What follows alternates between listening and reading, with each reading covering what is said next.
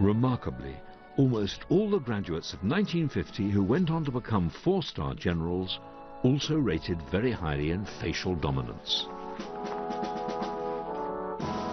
But even though strong faces appeared to have an influence, the scientists acknowledged that performance has the crucial part to play. Ultimately, I would not think one might be damned in the profession because he didn't have a big jaw or prominent brows or whatever. But it's not the be-all, end-all. But undoubtedly, it can be a help.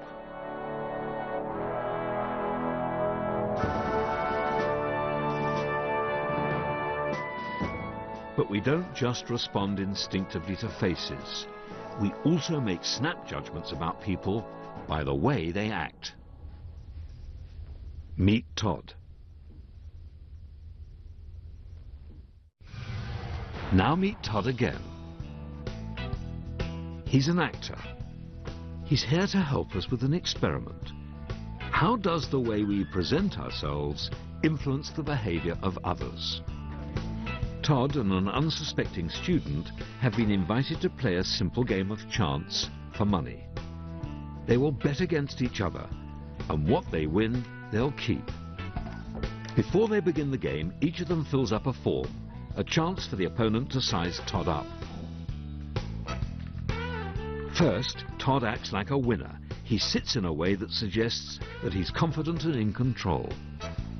He quickly finishes his form. So, are you done? What's that? Unnerving his opponent.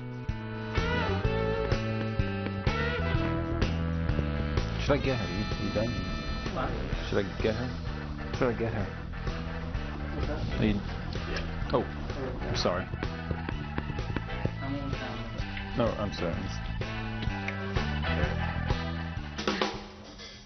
Now they go head-to-head in a card game of total chance. The highest card drawn wins.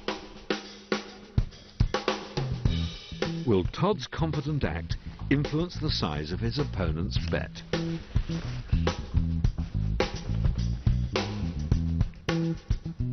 Even though it's a game with no skill whatsoever, a pattern soon emerges.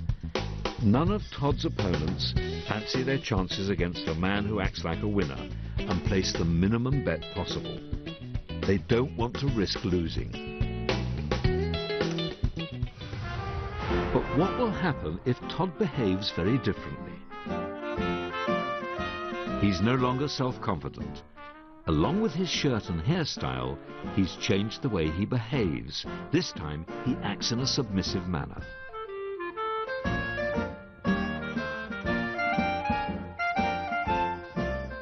He sits in a hunched and unthreatening way. He avoids eye contact.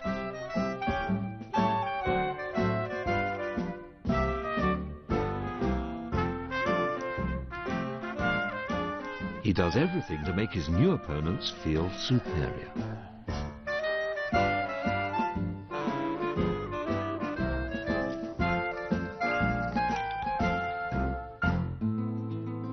Back to the card game. Now things are very different. His opponents take a far bigger gamble.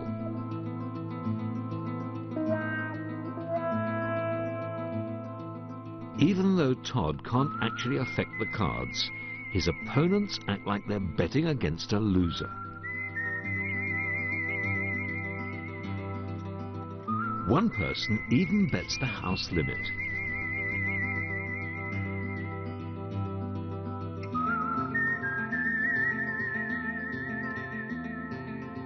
Amazing though it may seem, it appears that our judgments about who we take on are made more on instinct than on logic.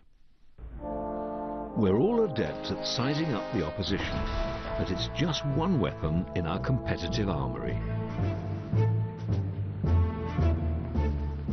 Whenever members of the same species compete, then any natural advantage will help to put one of them ahead. If it's a significant advantage, then it's more likely to be passed on to the next generation.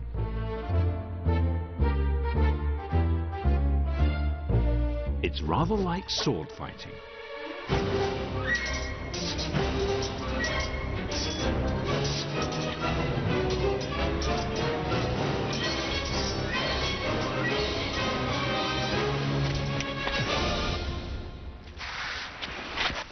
At the end of the 16th century, there was a revolution in the art of fencing.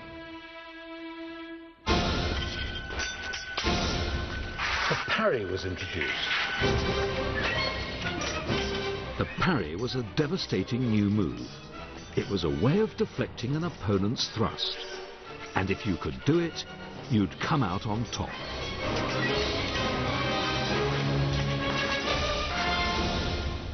Those that hadn't learnt to parry were at a massive disadvantage. They were almost certain to die at the hands of those who had learnt this new technique. For our distant ancestors, a key advantage was having a competitive instinct. It was essential for survival. As a result, it became embedded in us all.